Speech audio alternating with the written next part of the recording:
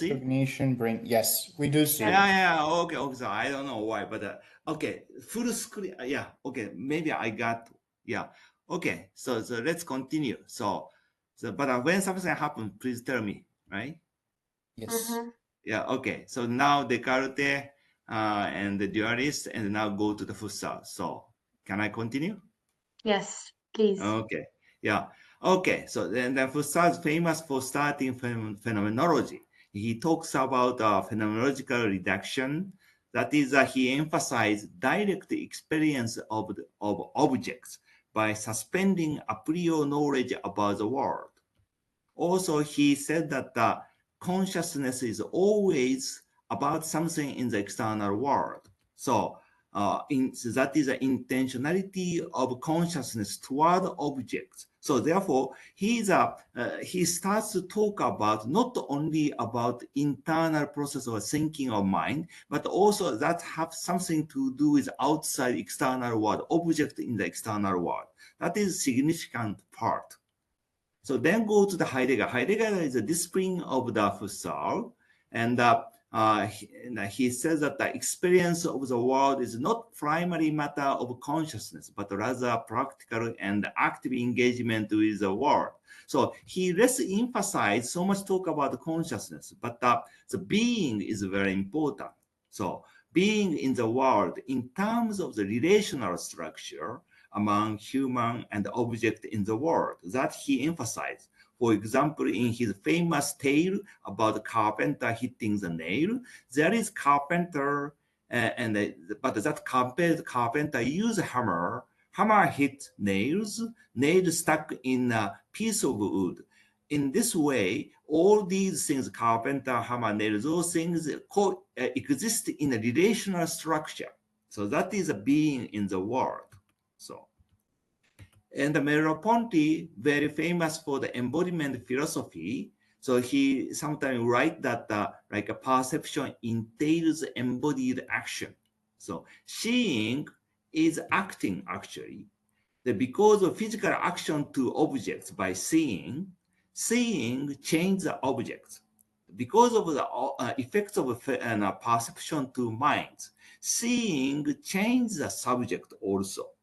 Here, therefore, what we see is that the subject and object becomes inseparable entity by developing reciprocal insertion and intervening of one in the other. So like for the carpenter example, we have a subjective top-down process, and we have a bottom-up sensory process. They are intervening, and it becomes very much inseparable. So subject, mind, object becomes inseparable, where mind becomes ambiguous being. So that's Merleau-Ponty considered.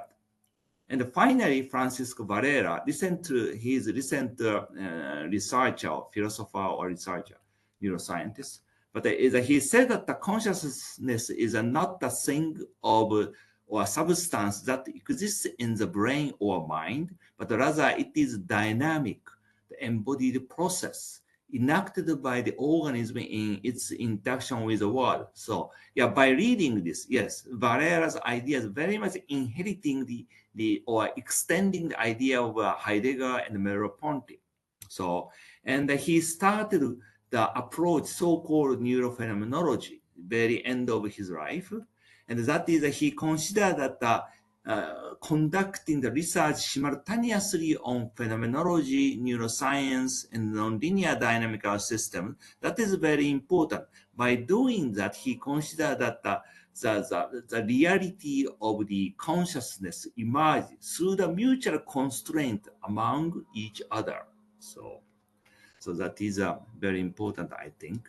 Also, he considered that the human experience is always floating between subjectivity and objectivity. It's not completely subjective things, but sometimes it is more objective part, including, but it is not statically stopping in the middle, but it's dynamically floating between these two sides.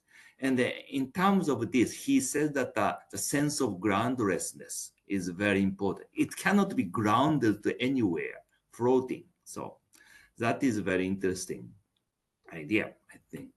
So then by looking at these important person from Descartes to the Valera, the left side goes to more like a mind is considered as concrete, non-physical, irreducible, and transcendent. It's very unique things, concrete things. But on the other hand, if you go to the right side, especially to the Francisco Valera, they consider that the engagement with the world by inaction is very important, and everything exists in a relational structure. Therefore, the things become the ambiguous and groundlessness. So, and if you think put a recent researcher in consciousness, like these people may come to more left side, and these people may come to the right side. Of course, yeah. I attended ASC in Tokyo because I was invited to talk, and then I found many people is functionalism and neuroscience. That is also, I think, important. And then I think myself is put around here. I'm very much big fan of embodied cognition, but also I'm interested in the dynamical neuronal process of especially how the higher cognition and the lower level sensory motor process is bridged. So. Okay, so then now I like to introduce my first work related to the self or consciousness that is published more than 25 years ago. So this is a robotic experiment. So the mobile robot navigation task, and then you see like an environment like this one, a robot moving around by following the wall. Then there is 3 colored landmarks, and then also 2 color landmarks, and these corner is also maybe considered as a landmark. And then yeah, there are 5 landmarks in a workspace if the robot moving around one time. And the robot incrementally runs to predict the next landmark it will encounter, along with the visual image, direction, and timing of encountering. So in order to realize this kind of things in a real robot, I consider the architecture neural model like this one. So this is composite architecture.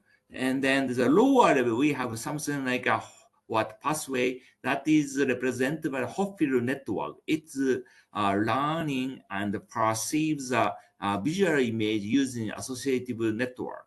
And also we have like a simple softmax type, but this is processing about how much the robot travel in which direction using the reckoning signal. So, and then we have a higher level that is going to be recurrent neural network. It's going to do the top-down prediction of what and where and when the next landmark is encountering. So that's predicting. And then it's kind of biasing the process of the Hopfield network as well as softmax things. And if the sensation comes bottom up, if there is error between, the error is used to the monitoring predictability of the system. So that is and arbitrating between top-down and the bottom-up interaction using this predictability, so error things. So that is like when the error becomes smaller, we trust more about top-down process, so more strong bias from the top-down. However, error becomes larger, less trusting this part is more from this one. So something like that. That's kind of arbitration we did. Okay, this is a video that's after kind of exploratory learning, and the robot is moving around, and now looking at the wall, and now already anticipating this one is coming, not looking at it yet, but anticipating this one, and now matching. So looking at this, attending to this one, nice matching take place. And now is this one is predicting and now matching. So good matching. And after some time travel, the robot stopped there. The recurrent neural network starts to rehearsing of sequence of landmark encountering based on experience doing like this one. So, and that's kind of a rehearsing is used for the memory consolidation for the robots. Okay, so this is a kind of the result showing the time development of the system during successive learning while moving around the environment. So this is showing like 15 landmark encountering 30 or something like that. This is showing like the prediction error like at each time, at time each step. So this is same time access with this one, and then this is showing a neural activity state. That is a recurrent network is actually dynamical system. If you look at the bifurcation diagrams, but these things are showing the state. So like this. So and then maybe looking at the prediction error initially very large because it's nothing learned. So, but as time goes by, it goes down, but it goes up and goes down. Now very good, but again, error goes up and goes down. So it repeats. If you look at the neural activity bifurcation diagram, we see like this is we use 1, 2, 3, 4, 5. This is the 5 state is repeating. So this is limit cycle. And then we have a 1, 2, 3, 4, 5. So then the 5 is important because you remember that if the robot moving around the 5 and the one-time environment, there is 5 landmark.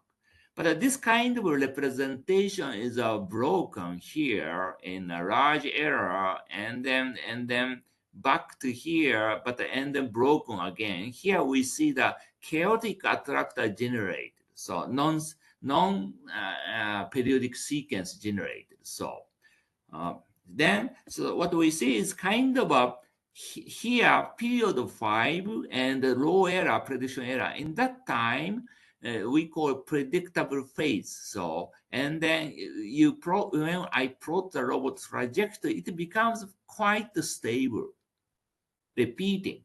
However, unpredictable phase like this one, so you see that trajectory is very much winding. So that's different things we see. We see the very much different predictable phase and unpredictable phase. So but what we see is kind of a spontaneous shifts between the predictable and unpredictable phase. That is we observe.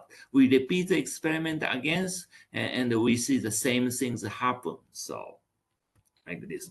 Now, why did it happen? That is what we found is concluded is that circular causality developed in the enactment loop. That is, sometimes prediction goes wrong. Then because of the conflict between the top-down prediction and bottom-up sensation, perception could take longer. So that is a top-down saying something different from what Hopfield is sensing. Then convergence of the Hopfield takes a longer time. So when the convergence takes a longer time, the prolonged perception of for unattended visual landmark could make world following unstable because looking too much time on the landmark and then looking only short time the wall, and then trajectory becomes unstable by nearly hitting to the wall, something like that. So instability of maneuvering could cause the next landmark to be overlooked. And then that is sometimes the learning of wrong landmark sequence, sometimes only 4 landmark encountering in one time around, maybe sometimes 3 times, something like that happen. So that is so that is a looping again. So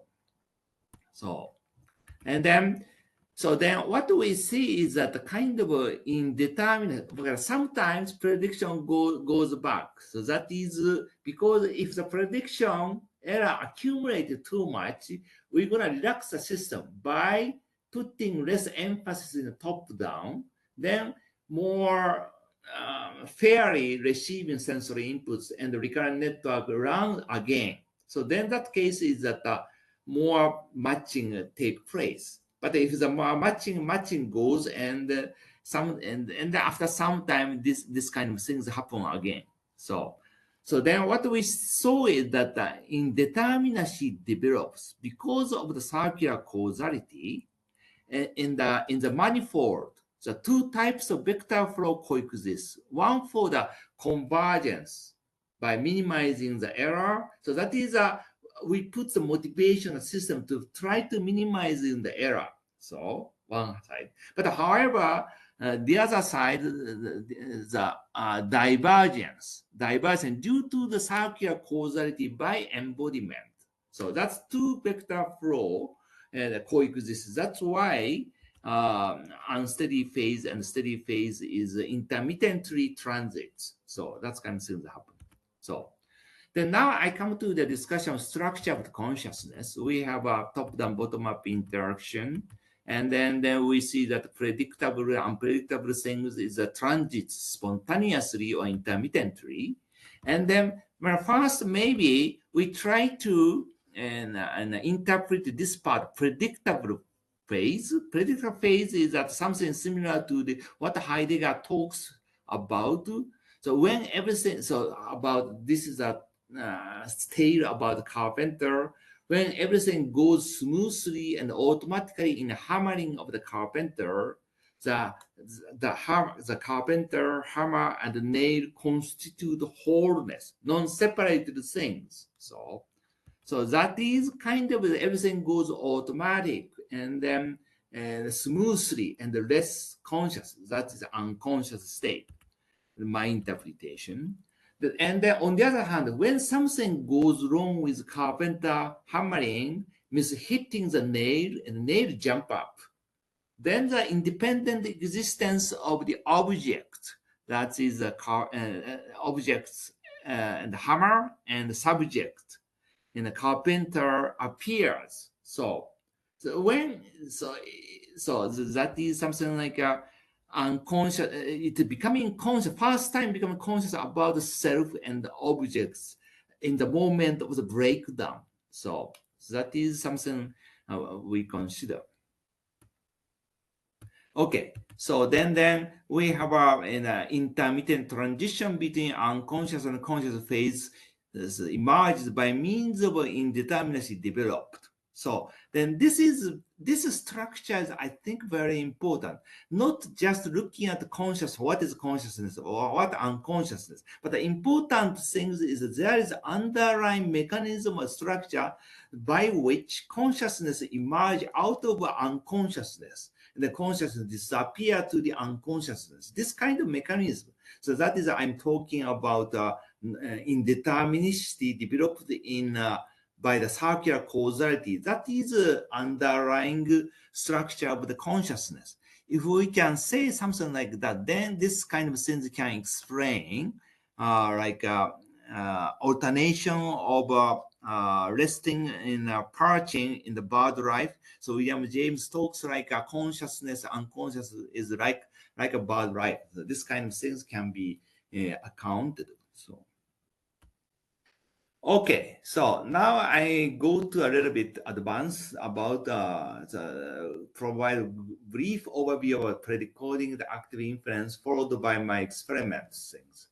So the predicoding is a theory for the perception, and that is a try to minimize error between the top-down sensory prediction and the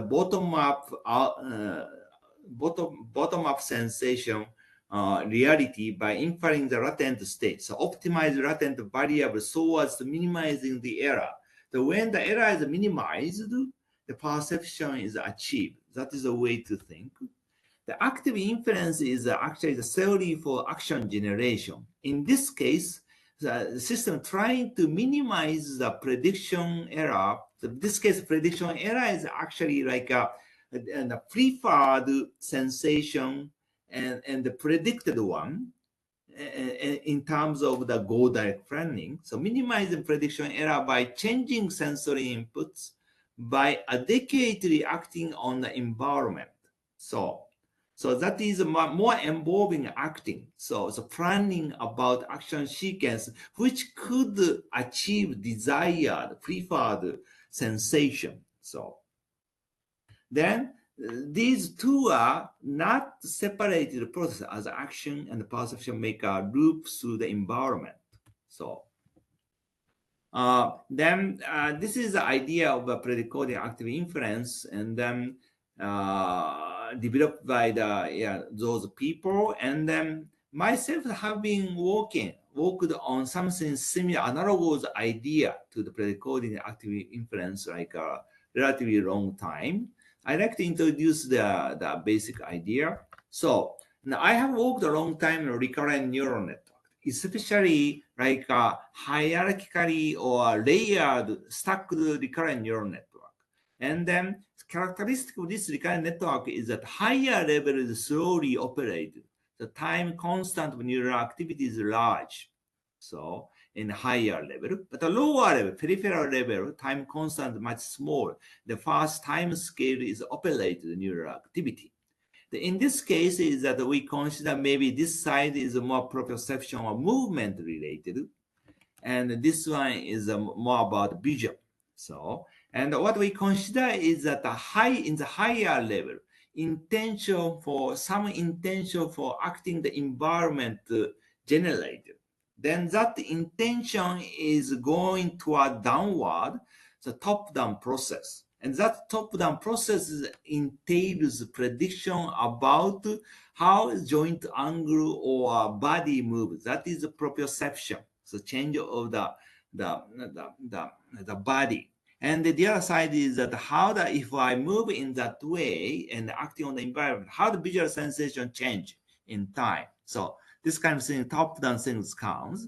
And then this prediction of the body, how body change or joint angle change in terms of robot, that's a prediction of joint angle of next time step can be put in the motor controller, and the motor torque generated actually acting on the environment and the state change, and then new sensation comes. So this new sensation comes. And then because this is a model, internal model, therefore it's never be complete. Therefore, always some kind of the error.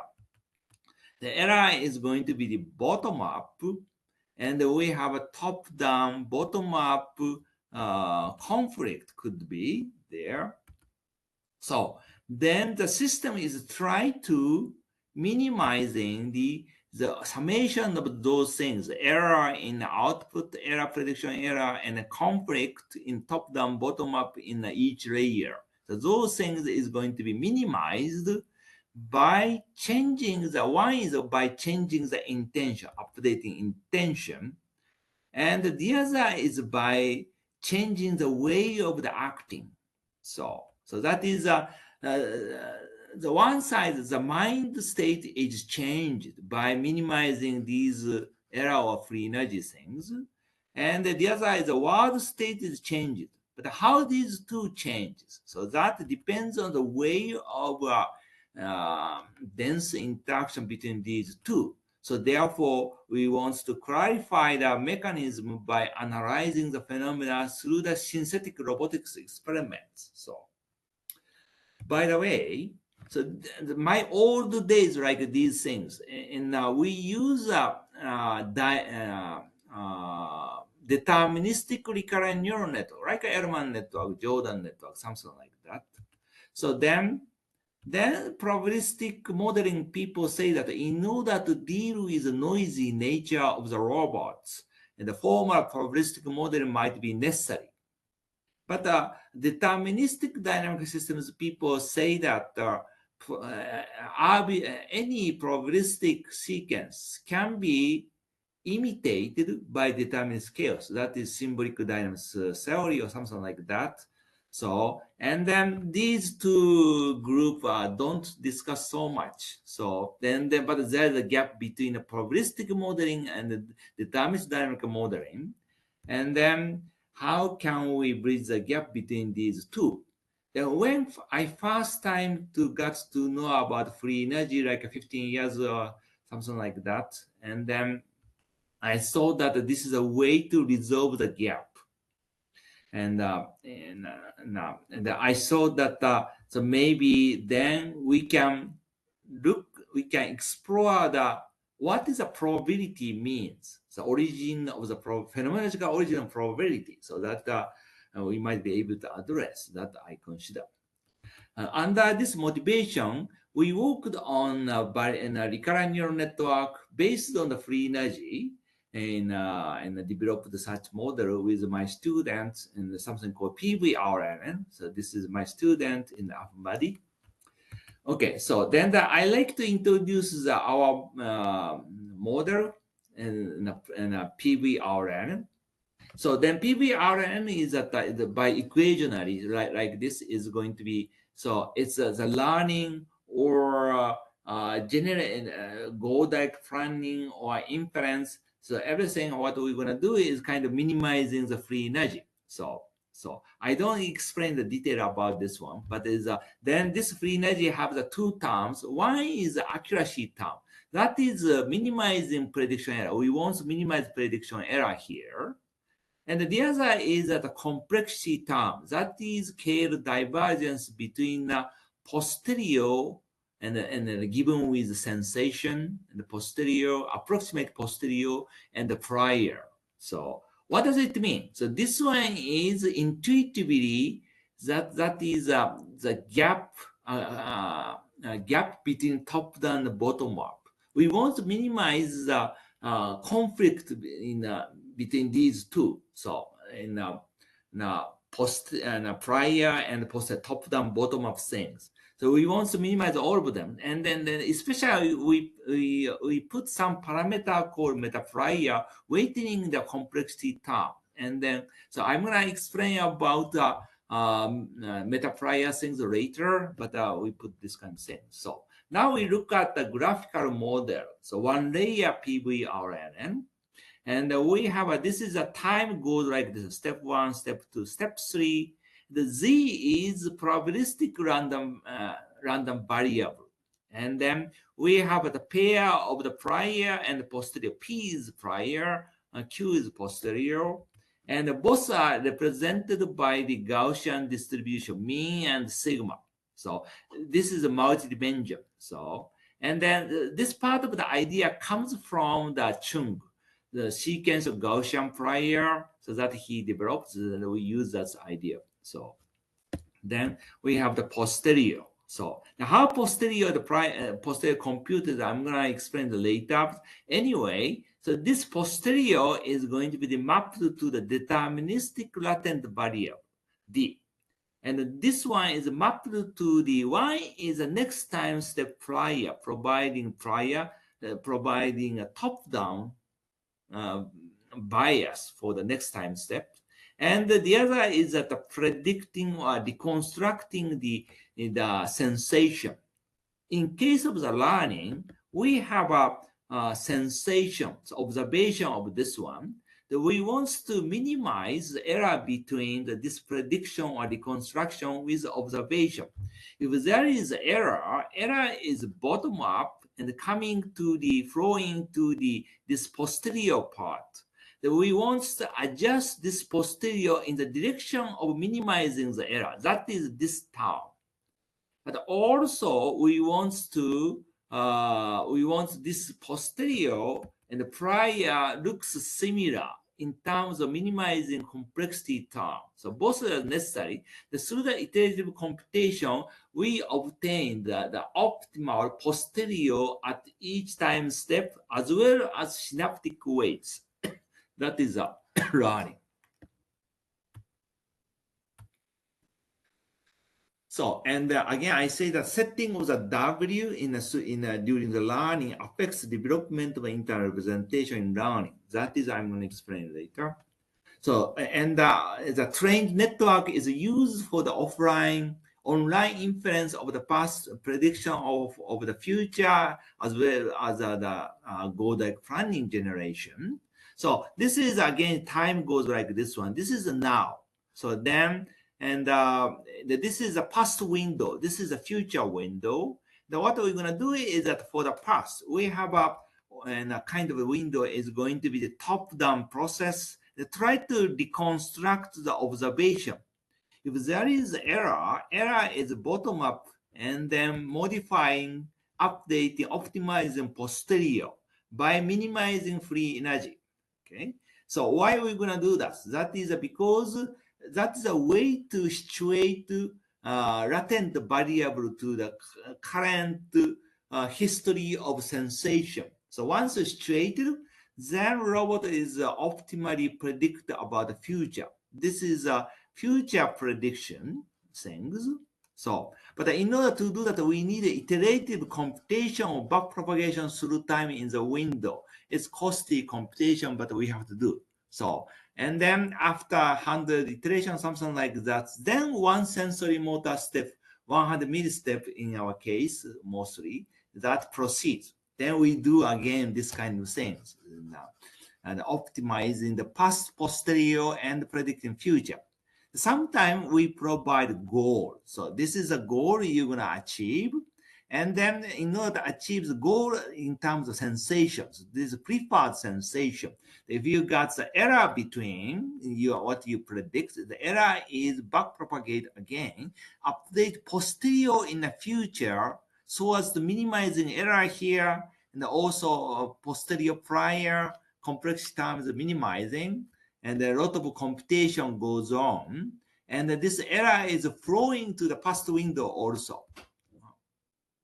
Okay, so that is so this process is kind of updating future for the goal direct planning as well as updating posterior for the past. So we're gonna do the simultaneously. That's looking both future and the past.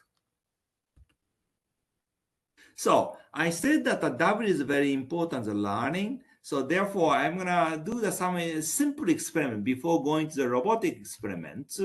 And the learning with the probabilistic finite state machine, how the representation comes, depending on the W. So this is a probabilistic finite state machine. After 1, 0, it's gonna be 1 is 70%, 0 is 30%. Therefore, it's gonna be the sequence will be 1, 0, 1, 1, 0, 0, 1, 0, 1, something like that.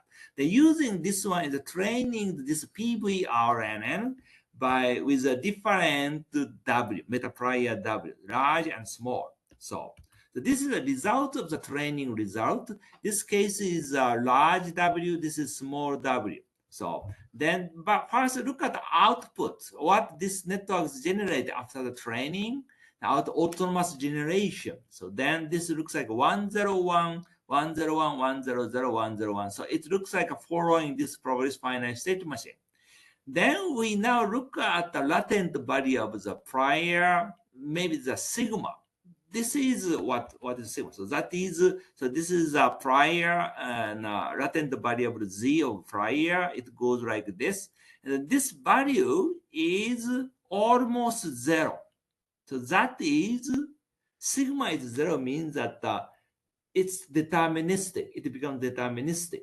So very precise. So then actually it is going to deterministic dynamics. This this sequence of the 1, 0, this sequence, seeming probabilistic sequence is embedded in deterministic dynamics, actually by the chaos. So because looking at examining the Diaphragm exponent, it was positive. So that means that this is a deterministic chaos generated in order to account for this probabilistic sequence in case of the W is large. But the W is small. What we see is that so output sequence is almost same. However, like prior, you see that every third step it becomes larger. That is actually this state, probabilistic state. 70% is go this way, 30% go this way.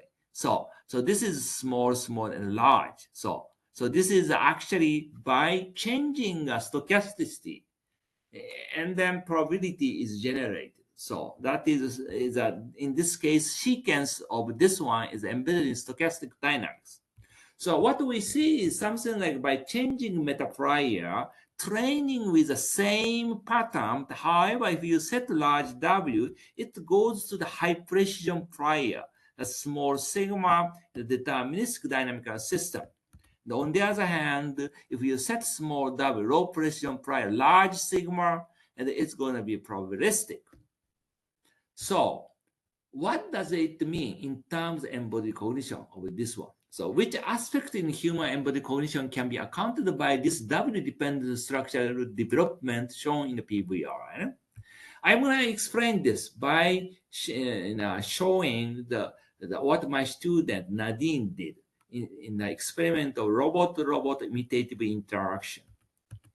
So what she did is something like a synchronized imitative interaction between two robots. And then in this case is that the robot 1, robot 2, but the training is done offline. I mean, pre-training with each robot and setting a different W. So then what we did is that the robot 1 case is that the robot 1 learns to generate probabilistic sequence of the primitive switching. The first is going to be generating A, 3 cycles, something like that. Then after that, C, this one is 80%, the B is 20%. So therefore, this robot preferred C more than B. And then the robot is not just learning the proprioception joint angle, but also how it looks like on movement using the visual perception, visual prediction by using mirror and learning about the own movement, visual sensation, so visual looking. So he is going to learn about it. So and the robot 2 is similar to this one, but it's going to learn after A, but this time 20% is for C, 80% is for the B. So therefore, after the training, these two robots is gonna do force to the synchronized imitative interaction. Whether both robots doing the A, it is okay. But when you come into here, this robot prefer to generate B. This robot generate C. This robot prefer to generate B. Therefore, conflicted. What will happen? And it actually depends on the W setting. So, and then more, I like to explain how these robots are coupled. So robot 2 and in the both robot 1 prior anticipation top down and generating vision prediction as well as a joint angle prediction. That one joint angle prediction is fed into motor controller, the actual movement generated, and at the same time, this robot can predict how it moves. This robot, and also simultaneously it's predict own movement, and the actual movement generated. This robot is predicting. And if there is an error is bottom up and updating the approximate posterior. So we do same things for this robot. This is a way of coupling, both sides predicting each other, inferring own internal state for minimizing free energy in both sides. So then how does W affects nature of dyadic interaction? So then let's look at the robotic experiments. So these two, so now this robot 1 is trained with small W. Robot 2 is trained with large W. Now let's look at how they interact. Okay, so now you see that the robot is doing the A synchronized. So, but now you see like this robot with small W, and now is here. This is a past window, is extending to here, and then you see that more fluctuated in the future compared to this one. This is with large W. Future is very, very, very, very conformative. Okay. So now in doing A, that is okay, perfect matching. Then after that, this robot is reading to B. Then this robot reluctantly doing B. He prefers C. So high W guy of the robot 2 is reading by B. This guy is a little bit delayed by the following. So that happened in cases the low W. So now what we see that this case is both robot trained with large W. So then in this case, what we see is that first, both robot future prediction very stable, so with large W. So then this robot generating C, this robot is B. So each robot generating, so A is okay. After that, each robot generating own preferred pattern and ignoring each other. One thing that I like to tell you that this is latent variables higher level. This is latent variables lower level. You see that higher level with large time scale, that is more slowly changing. Actually, this one is the starting point of the A. It goes like this, and this is the starting point of the A. So it's repeating. So this, yeah, that kind of things is like higher level is encoding more abstract sequence. The lower level is more about more detailed sensory things. So. Okay, so then now, the both robots set with small w. So then the both are very stochastic. Huh? No, it's when something more. No. Okay, so this is both robots set with very small w. So both are very stochastic future. So then now A is okay. Then he tried to do. Okay, so now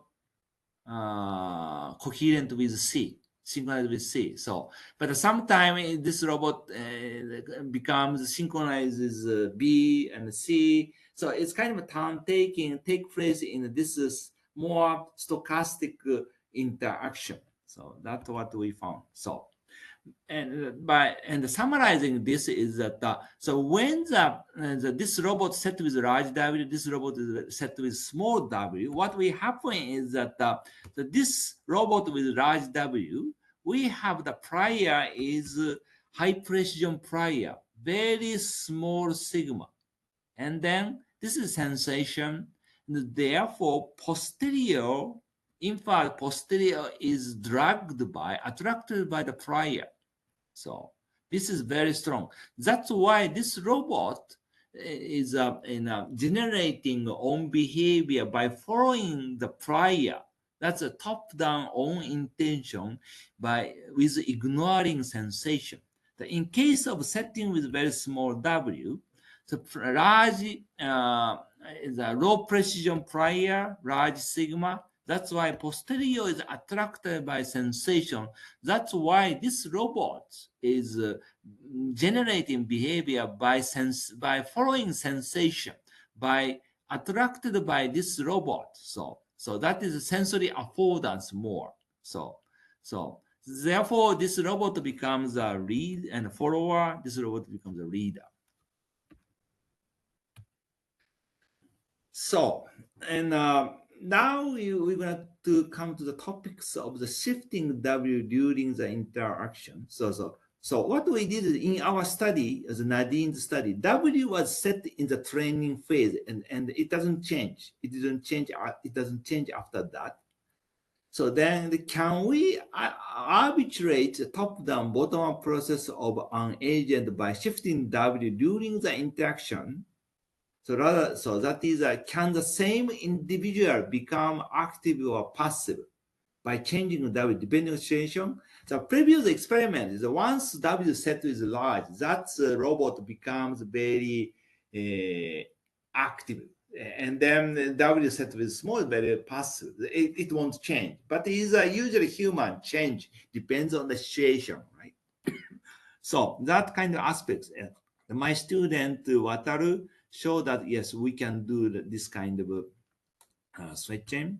So his experiment. So this is a human, this is Wataru, and a robot, and then doing like interaction. And with this is a train, both case, small W, large W, train with same W, intermediate size W, and now setting with small W, then you see the interaction.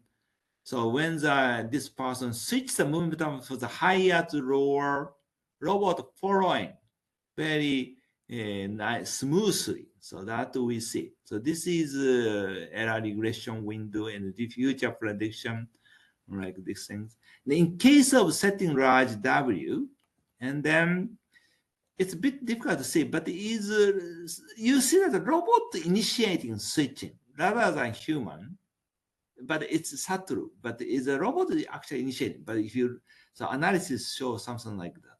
So anyway, by changing the W during the interaction, if you set W large and the robot starts to read, if you set W small, robot follow the human. So that's kind of things happen. So then another experiment about dynamic goal direct planning, still W becomes very important. So in the dynamic goal direct planning, we have to do the goal is set here in the future and the error back propagate and the iteration for the future for minimizing expected free energy, and this one for the past for the perception. We have to do the both of them simultaneously. Then now this is something like experiment. Now the robot is looking at the object located. The goal is specified where this object should be put. That is the goal. So now goal set is here. The robot is planning to do that one, but suddenly, I'm sorry. Okay, so but suddenly human moves. Right, so the human move. When robots try to grasp it, suddenly human moves. It's gone. But you see that, okay. When he tried to grasp it, suddenly human moves. Dynamically changing environment, but end the deep learning, and then the goal is achieved. So that kind of thing is sometimes possible, not always.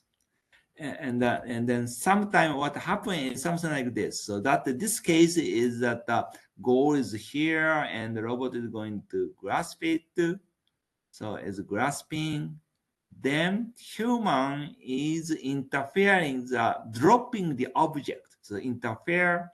Then robot will try to recover it, but somehow stuck there, cannot minimize free energy anymore. So then human assisted the grasping his hand and pulling toward him, puts in order to put the object. So important thing here is that it has bidirectional force level interaction goes on. So robot is doing error regression and planning for future dynamically, and the human is putting his hand. And then the human subject can feel the intention of the robot. What the robot wants to do by the force. So then that is very important. However, in this experiment, we are still struggling with how to set nice W. So if the W is set very high, large, and then robot intention, W is set very small. So then robot's intention becomes too weak because it goes to toward posterior goes to sensation apart from the prior. So therefore, kind of an active interaction between the human robot cannot be done. But if the W set much smaller, what will happen is that the robot intention becomes too strong and then difficult to guide the robot. So then we need to set W as the optimal value. So that is now ongoing. So the topics is now ongoing. Topics is adapting W depending on the situation. We haven't completed yet. So there are many difficulties yet. But is what we expect is that if we set the W and strong and high W, if the W is autonomously becoming the high value, then strong top downs comes. In that case, is that the mind extend into the environment. Mind doesn't change so much, but the environment change. So, but on the other hand, when the W is adapted to much smaller value, then and the more strong bottom up, therefore the environment extend into the mind. So we see this kind of a change in the course of adaptation W may happen. Then in that situation, we might see that boundary between the subjective mind and the external world become very much ambiguous, as like discussed by the the ambiguity of mind discussed by Merleau-Ponty and Francis Varela. So finally, I like to say a little bit of remark on a phenomenological consciousness. Very difficult problem, but I try to do it. So that is, we consider generative model, and whenever that is kind of a goal-like planning or perception, we want to make the error between the target and the predicted or reconstructed by optimizing the z, latent variable. But however, in a practical problem, rugged landscape and free energy, so therefore it's not easy to, it requires iterative search. So like hit sometime local minima, and finally we may find a global minima. So this kind of iterative search is effortful. Therefore, it will bring us consciousness.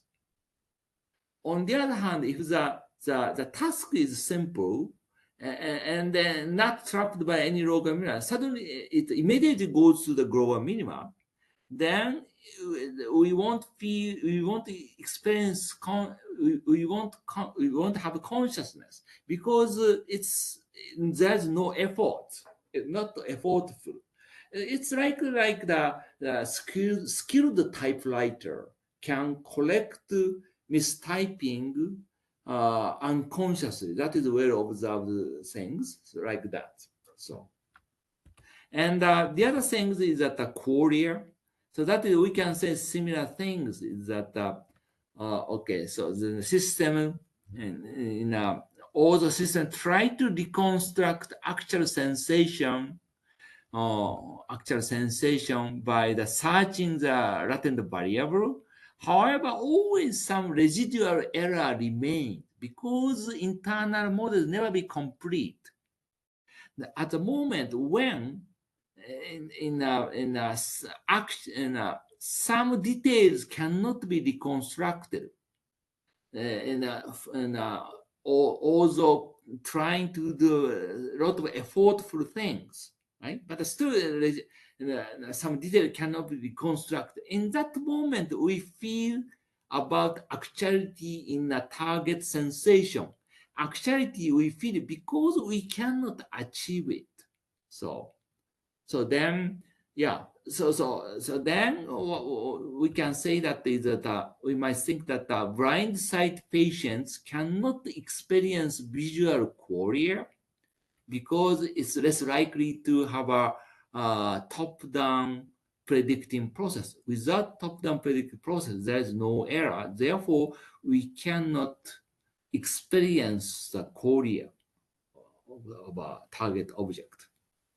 Okay, thank you very much. Yeah, this is a book. I wrote in. Okay, and this is my group people. So that is the end. Thank you very much. So.